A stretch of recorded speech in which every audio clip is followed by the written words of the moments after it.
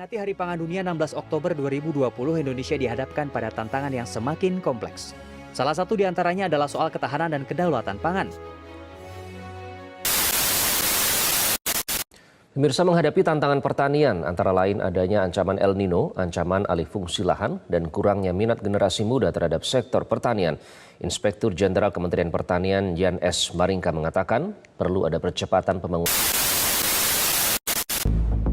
Kisah klasik dari tahun ke tahun mengundang tanya, ada apa dan mengapa gagal panen kembali terulang? Para petani pun hanya bisa menatap pilu. Indonesia sebenarnya mempunyai sumbangan faktor yang memadai untuk ketahanan pangan, letak geografi yang menguntungkan, lahan pertanian yang cukup luas dan subur, daya dukung alam yang masih relatif kondusif, serta budaya masyarakat yang masih cenderung agraris adalah kekuatan utama bagi Indonesia untuk mengimplementasikan strategi ketahanan pangan. Namun, implementasi strategi tersebut tidak lepas dari beberapa kendala, terutama yang berkaitan dengan diversifikasi pangan, kemandirian, kedaulatan dan daya saing pangan, serta akses penduduk pada pangan.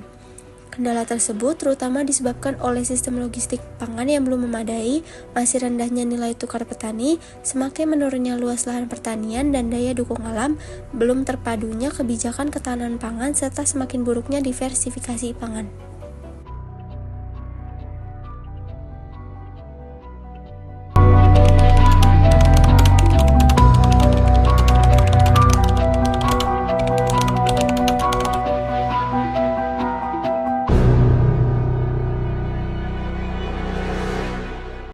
Upaya yang pertama adalah meningkatkan nilai tukar petani dan nelayan. Peranan Bulog dan Dolog di sini sangat penting. Melalui stabilisasi harga produk-produk pangan, diharapkan Bulog dapat menjaga agar harga pangan tidak jatuh lebih rendah dari full price sehingga merugikan petani atau lebih tinggi dari selling price sehingga merugikan masyarakat konsumen berpendapatan rendah. Meningkatkan nilai tukar petani dan nelayan adalah salah satu upaya kunci dalam membangun ketahanan pangan yang berkelanjutan. Dengan nilai tukaran tinggi, petani dan nelayan akan termotivasi untuk terus meningkatkan produksi, kualitas, dan kuantitas hasil pertanian dan hasil perikanan mereka. Hal ini akan berdampak positif pada ketersediaan pangan bagi masyarakat secara keseluruhan. Upaya kedua yang dilakukan agar pencapaian ketahanan pangan di Indonesia berkelanjutan, yaitu meningkatkan ketersediaan lahan pertanian.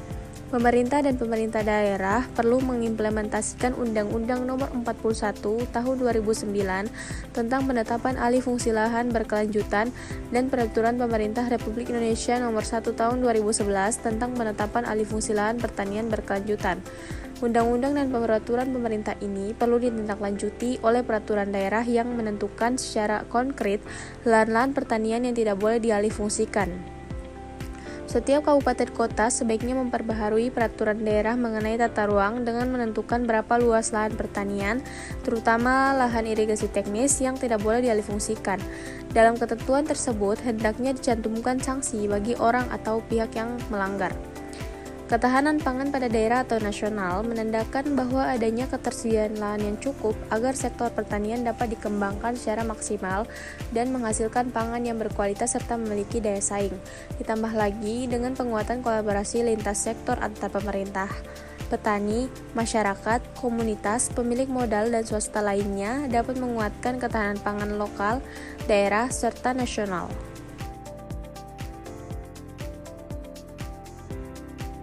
Dan poin ketiga yaitu meningkatkan kualitas SDM pertanian.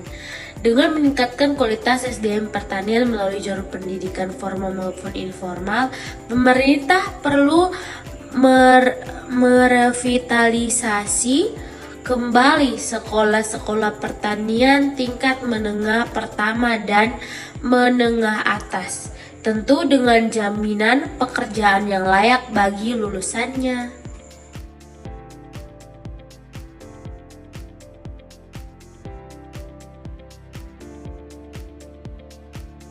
Bukan saja meningkatkan kualitas SDM atau sumber daya manusia pertanian melalui jalur pendidikan formal maupun informal, revitalisasi pertanian, perkebunan, peternakan, dan kehutanan yang pernah dicanangkan oleh Presiden Susilo Bambang Yudhoyono perlu diimplementasikan secara serius.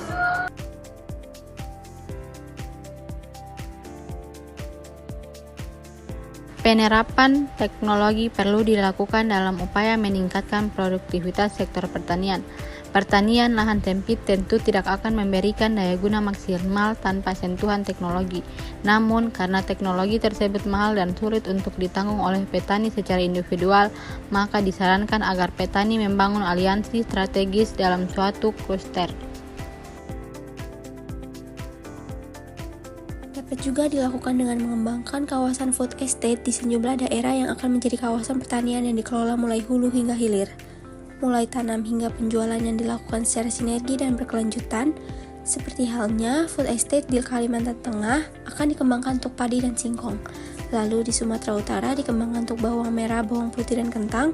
Lalu food estate di Nusa Tenggara Timur atau NTT akan dikembangkan untuk padi dan jagung.